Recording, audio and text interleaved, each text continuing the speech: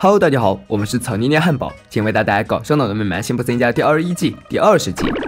酒鬼们像平常一样一蹶不振地待在老谋子酒吧，这时达芙啤酒超人突然来给他们送福利，还说是比达芙啤酒更棒的东西，原来是免费达芙赠品。这波福利送的不错，也不枉费他们为达芙啤酒做的贡献。辛巴一回到家就迫不及待让儿子猜是哪家公司送了福利。虽然小新已经看到了辛巴身上挂满了达芙标志，但他依然不愿配合。最后是实在绕不过辛巴了，他只得说了句适度饮酒。核电厂内，秘书报告秃头，核废料的空心山满载了，必须找到新的地方来处理部，这还不是小事一桩。秃头马上吩咐秘书将废料塞进最白痴的那个员工包里，毫无疑问，这个人就是辛巴。趁他吃午餐，秘书悄咪咪地放了进去。此时还在用餐三人毫无察觉，辛巴更是全部注意力都在芝士通心粉上。莱尼说自己吃过更好的，在车站那边。作为吃货，辛巴怎能不试试呢？吃过之后，味道果然不同凡响。这时旁边一位客人说起他吃过最好的是在保龄球馆的起司通心粉，上面还有一层面包碎。这诱惑力度已经超过辛巴的承受范围，他马上拿起帽子就向美食前进，不料随身携带包却忘了拿，这一个不明无主包在店里引起了恐慌，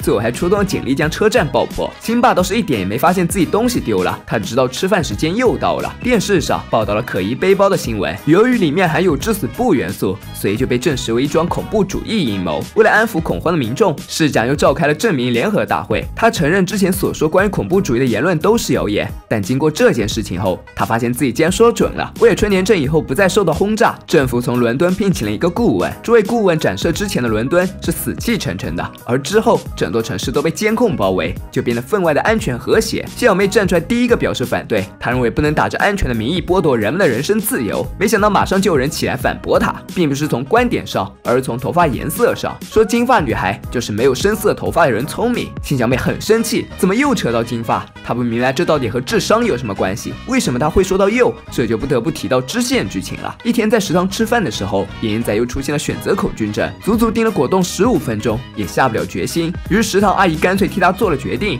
本以为这样就能好好吃饭了吧，并没有。他在路上被小胖子绊倒了，小胖子哈哈之后还嫌不够，还说眼镜仔是个双马。新小妹看不下去了，噌的一下站起来和小胖子对线。首先，眼镜仔是你绊倒的；其次，双麻是指双侧麻痹患者的简称；最后，你的哈哈已经失去了原有的力度。小胖子很佩服新小妹的逻辑，然后又打了眼镜仔一拳。闹剧平息后，一个女孩找到了新小妹，她说自己被新小妹的言语折服了，所以希望她能够加入辩论队，这是唯一一个不会被学校取消的课外活动，因为辩论基本不需要消耗资金。加入辩论队后，新小妹迎来了第一场辩论，她并没有取得压倒性的优势，反而在交叉提问的环节被棕发女孩梅根压得无法翻身，还被她颇为嘲讽的称为金发妹，调侃新小妹为什么不用老爸的信用卡做头发。虽然她极力想要将辩论拉上正轨，但任何理性辩驳在恶意中伤下都显得格外无力。新小妹的能说会道终是变成了哑口无言。毫无悬念，棕发女孩梅根取得了胜利，重新回到证明大会。新小妹的意见并没有阻挡会议进程，市长很快就发起了投票，同意安装监控器的说茄子，反对者请说我恨美国。新小妹刚吼出2个字，就发现了不对劲，她又一次被逼得哑口无言。回到家后，新妈安慰女儿，她知道孩子们都取笑新小妹的金发，所以给她买了一本书来鼓励她。故事的梗概就是一个原女孩搬到了方形镇，那里每个人都对她很刻薄，做什么都将她排挤在外，然后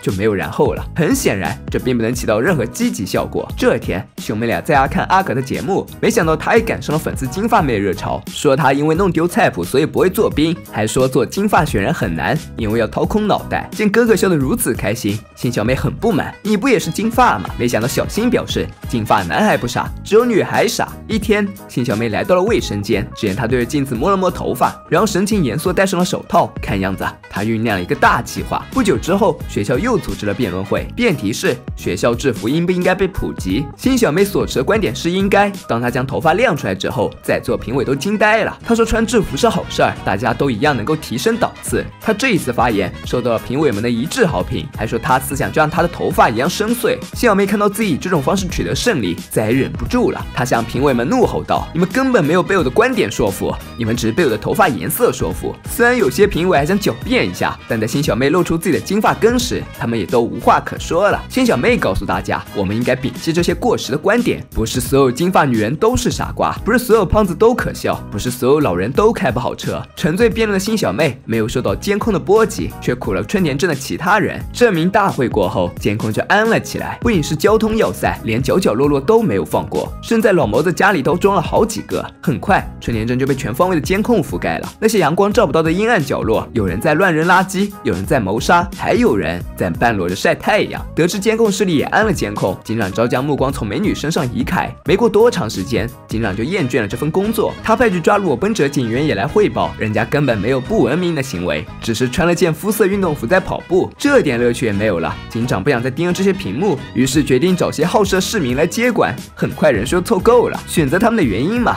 就是喜欢偷窥但不变态。警长给了他们一个公式，盯着屏幕判断记下来。这份工作上手并不难，大家很快就工作了起来。不一会儿，弗兰德就发现有2个年轻人在公园亲热，正纠结着不知该如何是好。顾问走过来告诉他，可以用扬声器提醒他们。说着，他又向弗兰德演示了一下。果然，那女孩发现有监控之后，就不愿意再跟男孩做出亲密举动了。弗兰德很惊奇，不仅能看还能说，仿佛打开了新世界大门。在那之后，弗兰德每每看到不好的行为，总是要按下扬声器急于纠正。辛妈却不太认同他这样的做法，他觉得他们对别人的生活窥探太多了，而且整间屋子环境也不适合肖星。只见他此时正盯着同性酒吧的监控屏幕拍手呢。辛妈越琢磨越不对劲，于是又抱着肖星离开了。这天，大家又聚在老谋子酒吧，在即将播放天气预报的时候，老谋子按下了暂停键，然后他们猜接下来的天气情况，部分多云，部分晴朗，跟高尔夫一样大的冰雹。辛爸猜测这是来砸场子的吧？好家伙，还真是让他猜对了。辛爸还没来得及将迎来的前5热，就听见弗兰德阴阳怪气的声音，说他们是在非法赌博，若不把钱还回去，他就会一直啧啧啧。辛爸本来是不愿意的，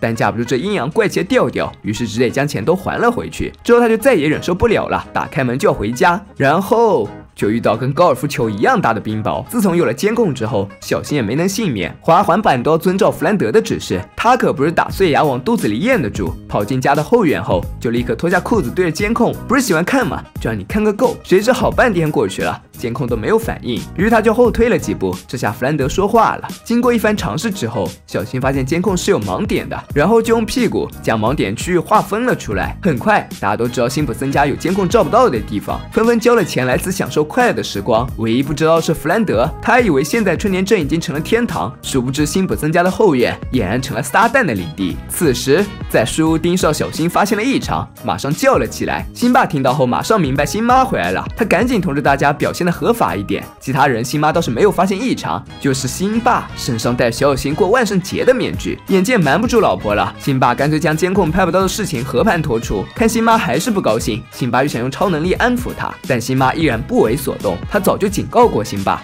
别在自家后院乱搞。说完，他就生气离开了。走出了那块极乐之地后，辛妈在监控所见的地方急得团团转，一边走一边将自己听到的事全都说了出来。这些话刚好就被弗兰德听见了。盲点，不法乐园。弗兰德马上给家里打电话，让罗德将自己的剃须镜拿到窗户边。通过这面镜子，弗兰德看到了平静掩盖下的真相。还有更过分的是，托德正在被混混们欺负。弗兰德赶到辛普森家后院的时候，辛爸正在给大家用脚板心烤肉，然后这2个好邻居就开始了终极对线。辛爸说，镇上每个人都厌倦你的监视。弗兰德说自己这样把镇子变成天堂。这时，小健穿着蓬蓬裙走了过来，真看不出这位还是个女装大佬。他说这曾是他心中的梦想。见此，辛爸继续打破弗兰德的幻想，绝对天堂是不存在的，他的行为只是将所有的罪恶集中，创造了这样一个超级邪恶的王国而已。听了辛爸的一番话后，弗兰德意识到这确实是自己导致的，就像上帝创造了恶魔一样，他从来没有想过成为大神父，他只想做个小修女，劝导每一个人，使镇子更美好。辛爸认为弗兰德初衷是好的，但采用这样的方式简直就在调戏上帝。这句话把弗兰德吓得不轻，接着就同意将那些摄像头都拆掉了。之后2个好邻居联手，终于将笼罩在春田镇的阴霾都驱散了。顾问看着眼前都变成了雪花瓶，对着镜头说了一句：“抱歉，英格兰最流行的真人秀不能再继续了。”原来这一切不过都是给女王看的节目。女王说